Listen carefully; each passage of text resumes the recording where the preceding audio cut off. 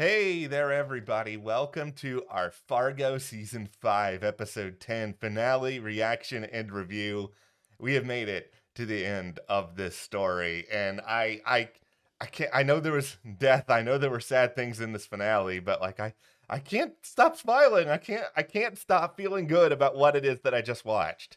Also, we had Ula Mook actually get some biscuits. Okay, I Listen, we've been calling him Ol Munch this whole time. Finally, they've revealed his name, and Mook had this moment at the end that really made me smile. I mean, he's been going through centuries of eating people's sins and feeling terrible about himself to be offered biscuits of love that just changed everything around. I think this whole episode was really just a reminder that compassion can really heal a lot. Not everything has to be solved with, blood for blood or flesh for flesh or anything like that, that you can actually solve things with compassion. I think people forget that. I think in general, we live in this sort of era. Now I sound like movie trailer guy. In a world where, but no, we live in this era where there is sort of like this consistent like tragedy in a lot of shows or anger. And, a lot of these emotions did sort of exist throughout this season. But the end in the spot we did, I think it's pretty bold. It's Mhm. also, I don't want to say inspiring, but it makes me come out of this show feeling good, making me feel like, okay, there are still good people in the world. Not everybody is Walter White. Not everybody is out to do terrible things to people. And I can't speak enough about how much I enjoyed this season. Like this may be my favorite season of Fargo. And also I have been kind of salty about finales lately in between my take on the curse. And also I was just kind of so about a murder at the end of the world. It's nice to come on here after a finale that is like legitimately great and just be excited about it. As Mook said, a girl is grateful.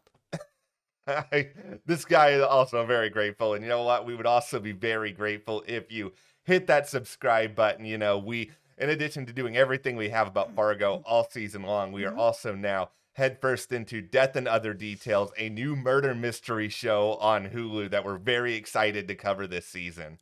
I was so excited about Death and Other Details, I didn't even have an inside voice anymore watching that show. I was just screaming out suspects left and right. It was so good. That's the fun thing about murder mystery shows. There's always a lot of fun stuff to talk about and theorize. And even though Fargo is not necessarily murder mystery per se, like there has always been so much to talk about and speculate around this season, and that's what makes it so fun. Okay, let's talk about the downfall of Roy Yeah. and Gator's involvement in this, because it was really interesting after last week's episode. We got a lot of comments that were basically saying that Gator can't do anything now. He's blind. Basically, his life is over. Matt explained that Yeah. in that video that he is also blind. He's completely blind in one eye, he's legally blind in the other, and the only thing he can't do is drive.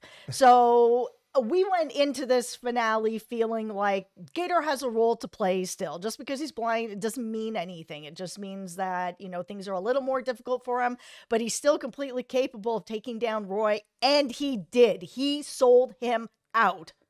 I don't want to say I'm so happy for Gator because Gator is still a bad person who is going away, presumably for a very long time. But this is exactly the ending I sort of wanted for this Gator character, where he not only showed that, he's still capable of a lot of different things despite what has happened to him, but also the wherewithal to do this right after the super traumatic event. Like, it actually shows that Gator is not what his father thought of him, where he was just sort of like this useless latch on who just isn't really capable of a lot on his own. To be able to navigate the way that he did completely surprise his father. It doesn't take away from anything else that Gator has done, and Gator was well aware of the fact that he was going to prison Mhm. at the end of this episode, but he still did the right thing. And that's the important thing here. It's not redemption, it's not like covering up for anything that he's done already, but it puts him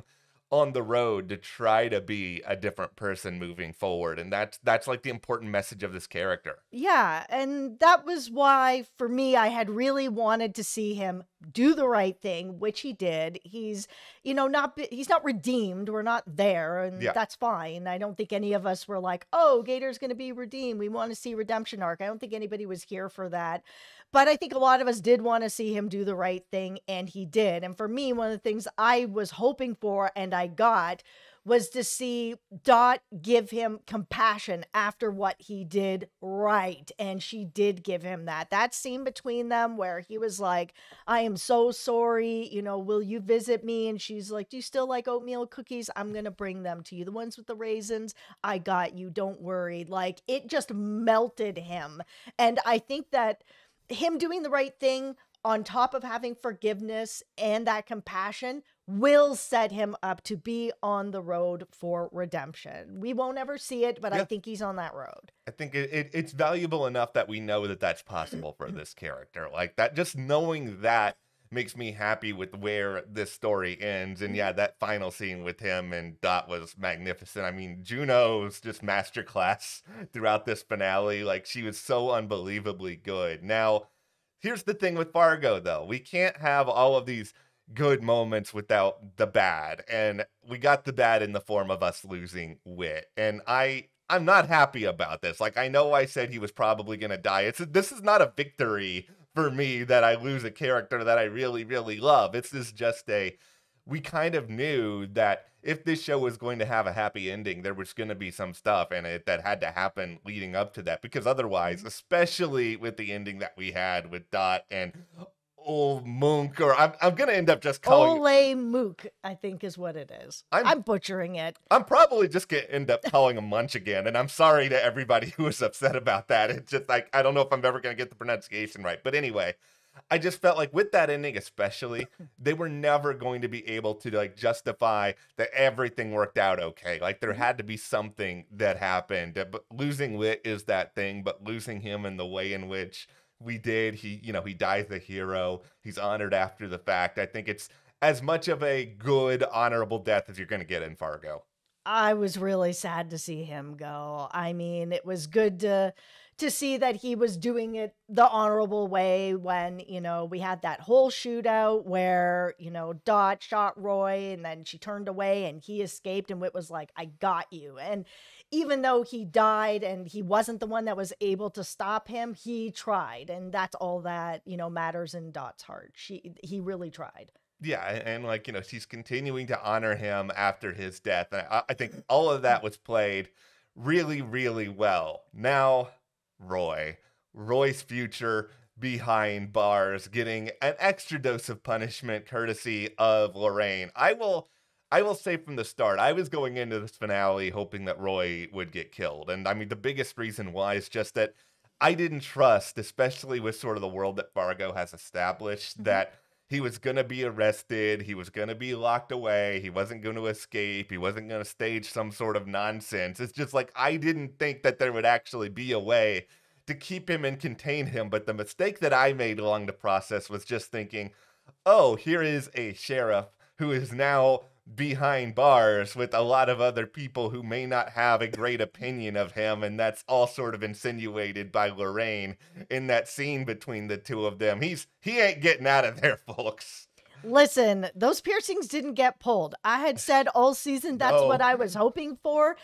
And I felt like more was going to happen with that because we had that scene with him in the hot tub where they were, but more so the key art actually had the little figurine of John Hamm pulling his shirt open and showing that piercing that I was like, this has to play some kind of a bigger role, and it truly didn't. But listen, him being in prison and Lorraine being like, you are going to have a long, miserable life in here, very satisfying. 10 out of 10 satisfying.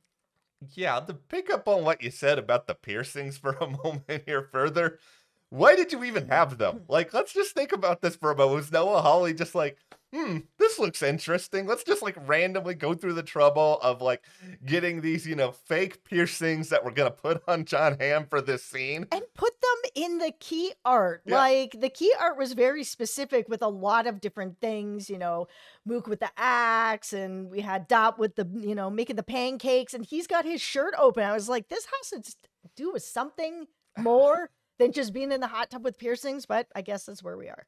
Okay. It's time to eat a lot of crow on my part, and Oh. I'm more than prepared to do this because this is my biggest takeaway from this finale, and probably the thing that I also love the most is just I need to apologize to Mr. Monk for a little while here because I have been very hard on this character. I have been very hard on this story. There have been a lot of points this season where I'm just kind of like, okay, I don't need this. He's kind of useless. I am going to take a complete 180 flip flop right now because the skies have cleared for me. I understand exactly what it is we're meant to get out of him. Now, I know that one of the big theories for this season, I mean, not theories, one of the big themes for this season is this idea of debts and debts being repaid. And Mm-hmm. that is still a part of Monk's story here at the end. But I'm really going to argue that one of the big themes that I hadn't spent a lot about is just sort of the capacity for change and the idea that no person has to be defined by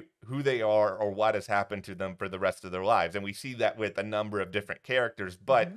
at the same time, we see with Roy, somebody who is just not willing to change, who will double and triple and quadruple down to the point where, like, his entire just life goes completely up in flames because of his awful, awful ways. Now, with Monk, the significance of him being 500 years old, yes, it's a little bit like, okay, really? But it makes more sense now when we think about this idea of here is somebody who has been alive for centuries within this world. And even him finds a way to sort of accept another way of thinking, courtesy of Dot, at the end of this episode with the biscuits. It's just that idea to me is so unbelievably powerful in this world that we're sort of in, where so many people are just like, I'm right. I'm right. Tell me I'm right. And nobody ever wants to admit they're wrong anymore. Like, this is my big soapbox about life in general. It's just, and then when they actually are right, they're just like, told you, told you. And it's just like, okay, this is so unbelievably annoying. That's to have him sort of be this symbol of change is okay. Change is, you can accept that. You can smile at the end of it. It's all right to have flaws. I loved it so much. I'm sorry, Monk. I really am. I'm so happy with how this story ended. Yeah, I am too. I mean, I was also with you that most of the season I just wasn't really sure where they were going with his story. But to get to this final scene where, Wayne's offering him a soda and he's like, a man is grateful, thank you, Yeah. and she's wash your hands, get up, you've got a choice, you can leave, you can sit down and eat with us, and he decides to stay, and he's really stuck in this way of like, I have to have, a back and forth, flesh for flesh, blood for blood, there has to be payment, and where it feels like throughout his life, there just hasn't been anything else, that he's been told that that's the way that has to be by every person he's run into.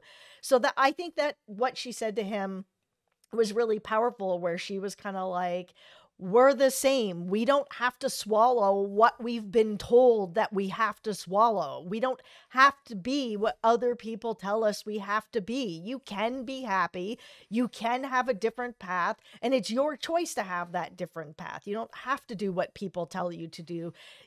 Instead of swallowing this crap that people are making you swallow, here's a biscuit made with love by you and me. You can have something different. And watching him eat that and smile with a biscuit all over him, I mean, it was such a great way to end. It was Yeah. just that last scene, that last shot with him just smiling. I mean, I left this season smiling. I feel like it's just really hard not to, because one of the underlying tragedies to me of this season, beyond obviously everything that's happened on screen, is that Monk is a guy who's been around for so long, and yet nobody has really apparently shown him something like this, that like this element of change was always possible with him. But whether it be the way that he speaks, his, mysterious aura, like all these different things, he's just been kind of like constantly overlooked by society. And he's Mhm. just constantly been in this position where he has to sit there and be like, okay, this is who I am. It has to be an eye for an eye. A man needs vengeance. Like whatever else we want to say about Monk, and it doesn't it doesn't have to be that way now. And I think now we can sort of sit back and live in this imaginary world, perhaps, where he stays friends with Dot, and he actually ends up becoming like a part of a normal life. And I don't necessarily think that life with Dot Lion is ever going to be like completely normal. Like she's always going to speak her mind, but it feels like we've tied enough away here that I don't have to spend like the next few months worried about like, okay, is somebody going to come out of the woodwork now, like a Roy Tillman sympathizer and come after her? Like, I just don't see it. Yeah, no, I think that she now is in her life and feeling good about it. Everything with Monk is all tied up. Everything with Roy's tied up. He's in jail. Gator's in jail. Things are good with Lorraine. I mean, they had this hug where she was just like, okay, okay now. It was very Lorraine, but she's now in with Dot. They're in it together, which is really nice as an ending for me to see that Dot actually just has family and everybody's together. Okay, let's go back now and talk a little bit about the grand battle that took place at the Tillman Ranch. And I'm not saying I'm not going to be overly critical about it. I'm just going to say I'm surprised given all of the buildup that we had. I've already done my whole tank rant. I'm not going to do that again. But just like after all the hype, it really wasn't that eventful of a showdown here. I mean, yeah, we had what happened, what happened with Wit, but beyond all that, this was over, I think, a lot faster than a lot of us thought it was going to be. I was really shocked. Like, as I was watching the episode and Roy, killed his father-in-law and, Karen ran off and he got shot. Karen went to jail. Everybody's in jail. It happened so fast that by the time it was wrapped up and she was riding in the car, which they gave away in the preview, again, I was like really irritated by that last week with the preview. But, I think we all knew she was going to be able to get away and that's what was happening. She's being ridden to safety. But it happened so fast that when I kind of looked at how much time was left with the episode, I was just like, oh, this is all wrapped up and there's still like 27 minutes or 28 minutes left of this episode. I was like, what is left? I was really satisfied by what was left, but at the same time, I kind of wanted a few more minutes of the battle. I kind of wanted a few more minutes to sort of get into everything that was going on here. And I don't know if this was an issue where Holly was just like, okay, this isn't really what the finale is about, so I don't want to spend too much time with it. I don't know if it was just very expensive to do all of this stuff in the middle of all this wintry weather, and they were just like, okay, let's try to keep this show reasonably affordable. We don't know how many people are going to watch it, but I was just surprised by that. But like I've said, I'm happy with how the show ended, but we're in full on.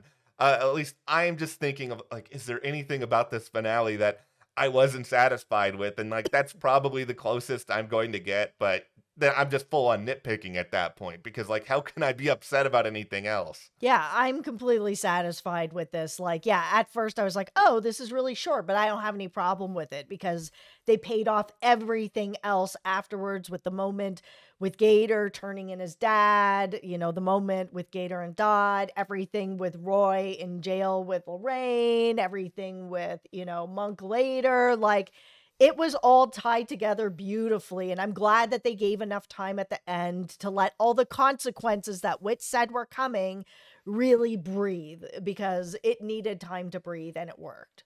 Yeah, just massive applause to Fargo this season. Like, there really aren't any loose ends, and I know there will probably be a season 6 coming at some point. At the time we're recording this, there hasn't been anything officially said, but who knows what will happen with that. I think there's probably some people out there who wish there were more callbacks to past seasons in this one. I know that there were some comments about that in the past few videos, but I'm okay because I don't think you want to throw in stuff like that unless you have like a really, really good reason to drop something big. But I am more excited to see what the future holds for Fargo than I've been in a really long time. Like, I'm just so happy about this season. Me too.